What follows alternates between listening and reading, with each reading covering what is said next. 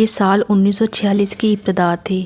فلسطین کے ایک علاقے میں کچھ چرواہے اپنی بکریاں چرا رہے تھے۔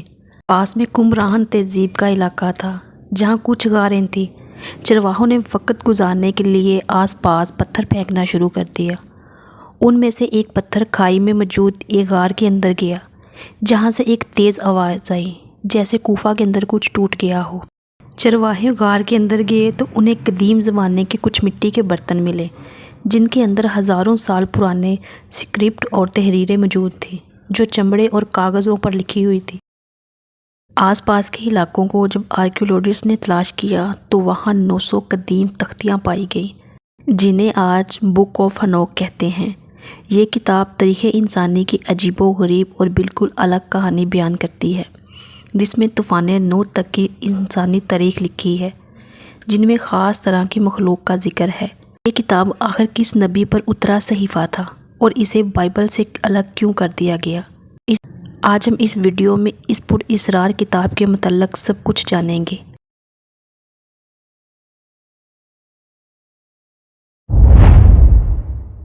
انسانیت کی ابتدا سے ہی اللہ نے اس زمین پر انسانوں کی ہدایت کے لیے 1,24,000 پیغمبروں کو مبعوث کیا۔ ان میں سے کچھ نبیوں پر کتابیں اور کچھ صحیفے نازل ہوئیں، جن میں توراۃ، انجیل، زبور شامل ہے، جنہیں آج بائبل کے نام سے ایک جگہ جمع کر دیا گیا ہے۔ ان میں اللہ کا فرمان، پیغمبروں کے اقوال، تاریخ اور مناجات لکھی ہیں۔ لیکن ایک آسمانی کتاب ایسی بھی ہے جس میں پراسرار اور حیرت انگیز باتیں لکھی ہیں جو شاید دنیا کے کسی بھی آسمانی کتاب میں نہیں ملتی۔ یہی وجہ ہے کہ بائبل کے علماء نے اس کتاب کو اور اس کی آیتوں کو بائبل سے الگ کر دیا گیا۔ اس کتاب کا نام کتاب ہنوک یعنی بک آف ہنوک ہے۔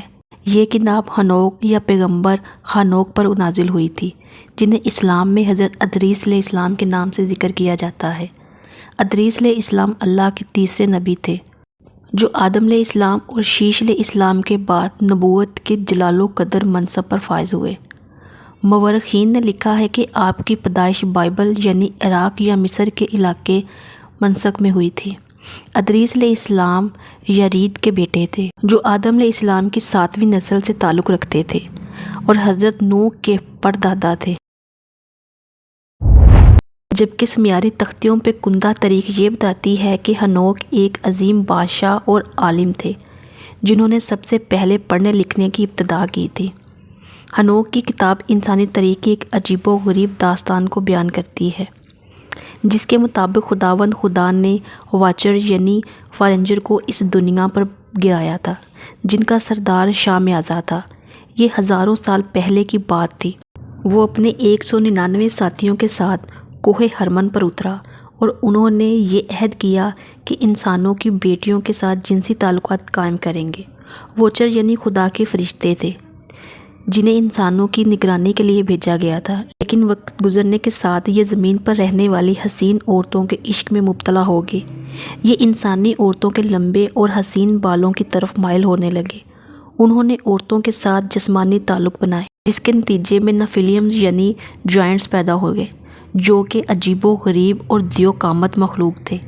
ان جوائنٹس نے زمین پر خوب تباہی مچائی اور انسانوں کو ہی مار کر کھانے لگے، یہاں تک کہ چند پرند، جنگلی جانور اور درندے بھی ان کے شر سے محفوظ نہ رہ سکے۔ حضرت ادریس علیہ السلام کو انہی درندہ صفت مخلوق کی ہدایت کے لیے مبعوث کیا گیا تھا، لیکن انہوں نے آپ کا انکار کر دیا۔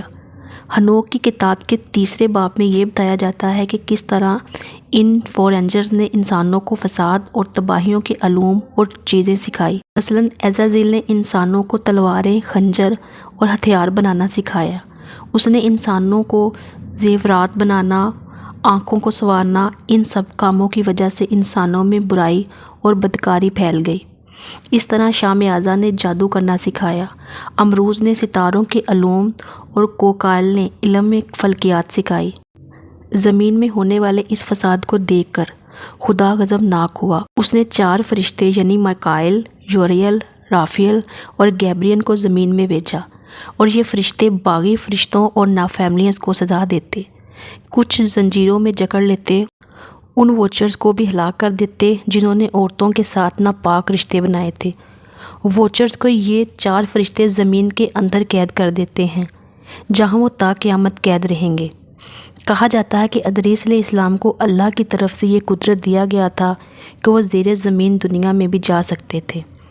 کتاب ہنوک میں یہ بھی بتایا گیا ہے کہ کس طرح ادریس علیہ السلام فرشتوں کے پروں پر سوار ہو کر اڑتے تھے اور آسمان سے دنیا اور پہاڑ کو دیکھا کرتے تھے۔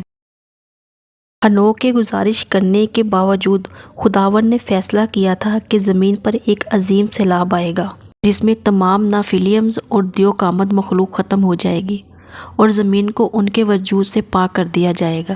لہٰذا ادریس علیہ السلام کے پوتے اور حضرت نوح کے زمانے میں یہ عذاب آیا جس میں تمام دیوقامت نافیلیمز کو ہلاک کر دیا گیا، اور حضرت نوح نے جن پاک مخلوقات کو اپنی کشتی میں سوار کیا تھا وہ باقی بچے، جس سے دنیا میں دوبارہ انسانیت کی ابتدا ہوئی۔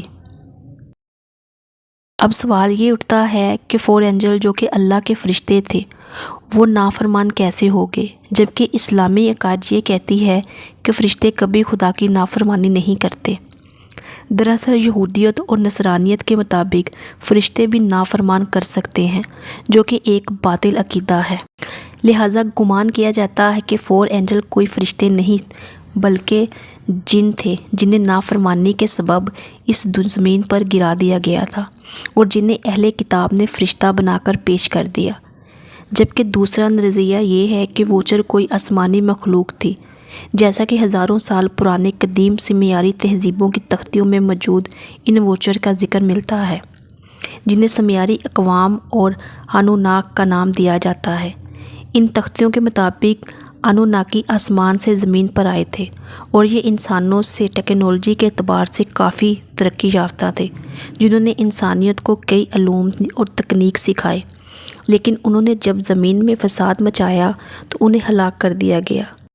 ممکن ہو کہ وہ ووچر یا انوناکی کی کسی دوسرے سیارے سے اس زمین پر آئے تھے اور جن کی طرف ادریس علیہ السلام کو بھیجا گیا، لیکن انہوں نے جب آپ کا انکار کیا تو انہیں زمین کے اندر قید کر دیا گیا اور ان کی ناپاک نسلوں اور اولادوں کا طوفان نوح کے ذریعے صفایا کر دیا گیا۔